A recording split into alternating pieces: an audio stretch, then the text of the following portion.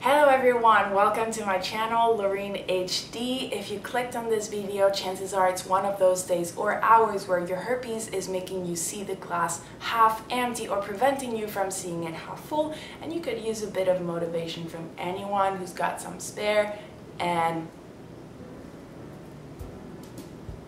So herpes stigma is not something easy to deal with every day, and I know this because, guys, it comes bother me too.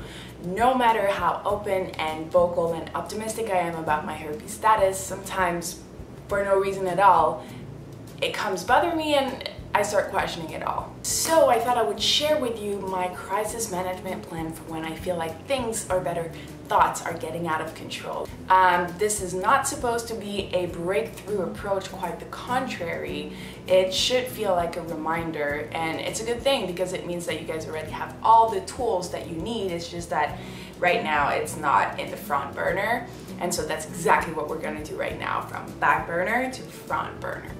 The first part is interrogate your thoughts. So imagine you reached a weight that you are very happy with and you're trying to maintain it.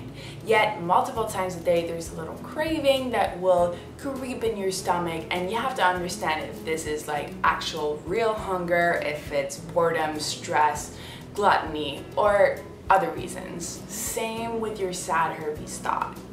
Where is it coming from? Did someone say something that made you feel insecure? Or are you telling yourself something that is making you feel insecure? Or do you have a date coming up and you're planning on disclosing your status to that person? Or are you feeling lonely and putting herpes as a factor to blame for your loneliness? I could keep going on and on forever like this because honestly there are millions of reasons that could be triggering those thoughts. But my point is, try to understand where they're coming from, because 90% of the time they're coming from no one else but you, and from nowhere else but pure simple anxiety.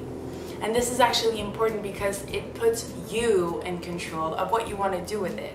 If you want to give them some legitimacy, or if you want to challenge them a bit and see if they're ingrained at all in reality and fact, and if they don't, then you can just put them back where they belong. It's totally okay to feel insecure and scared about it, but what is not okay is to take those fears for a reality, and a reality that is immutable and that could last forever.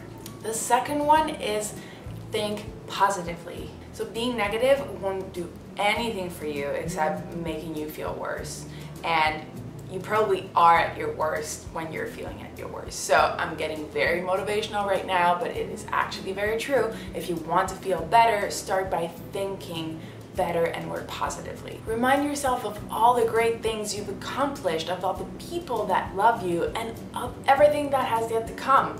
Like, seriously, how many times did life bring you things that you just didn't expect at all and surprised you in a good way?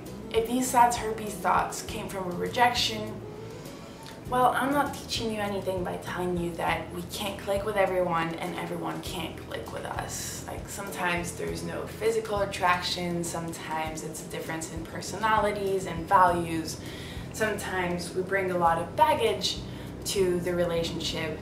I was talking to this friend of mine who's a single parent, and they were telling me how sometimes they're really scared that they're not going to find a happy relationship because their potential partner might not accept something as irreversible from their past that is like a child in parenthood.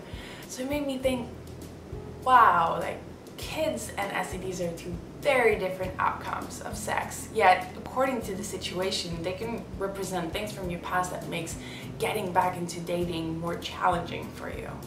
So I'm kind of realizing as I speak that this is a much bigger topic that deserves to be its own video at some point, but what I want you to do right now is take a little step back and realize that there are many other things from your past or from your personality that could represent a challenge to potential partners, and that they would either embrace or struggle with and reject, and that you shouldn't feel worse about herpes as you do about other aspects of your personality, like jealousy if you're jealous, or like selfish if you are if you tend to be self-centered, or if you have ADD, or anything that is just a part of who you are.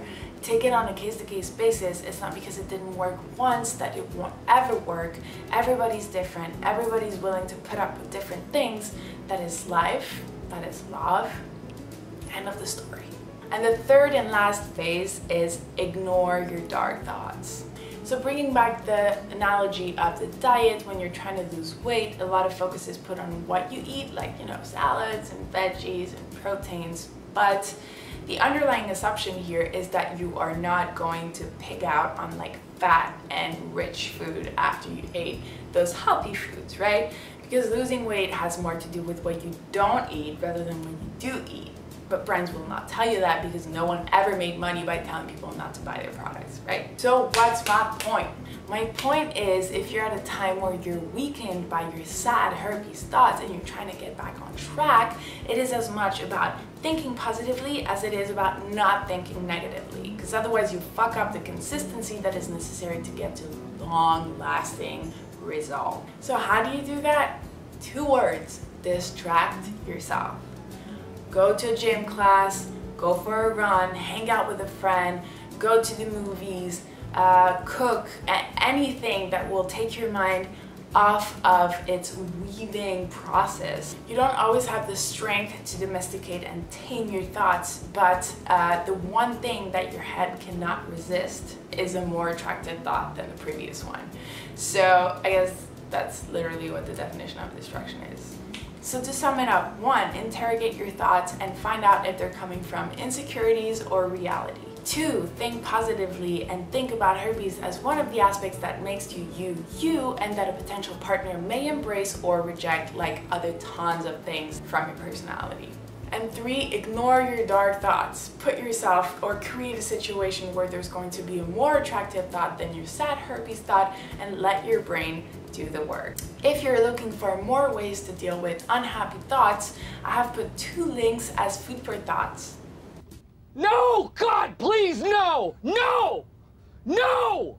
The first one is a blog post by Eric Barker and his awesome blog called Barking Up the Wrong Tree, and he brings in some science to help us understand why we get assaulted by these sad thoughts. And the second one is a podcast from the show Invisibilia, and that lays out 3 different schools of thoughts on how to deal with sad and scary thoughts. As per usual, if you have any question or if you want to share your own tips on how to get back on track from sad, unhappy herpes thoughts, put them in the comments below. And if you want to do so just between you and moi, you can go on the other section of my blog, also linked below.